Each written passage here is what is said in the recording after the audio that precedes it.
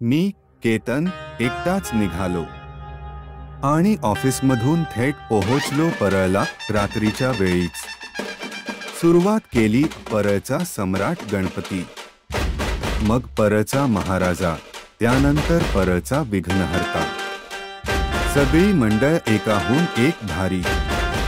त्यानंतर भेट दिली परळचा राजा आणि मग सरळ गेलो लालबागच्या राजाकडे। जय जयकारांनी पाहिला मुंबईचा राजा गणेश गल्लीचा आणि शेवटचा गणपती राजा तेजुकायाचा।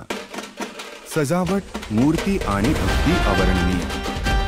सगळी दर्शन झाली, मन अगदी भरून आलं आणि मग पहाटेची पहिली ट्रेन पकडून कॉटन ग्रीन स्टेशनवरून थेट घरी परतलो।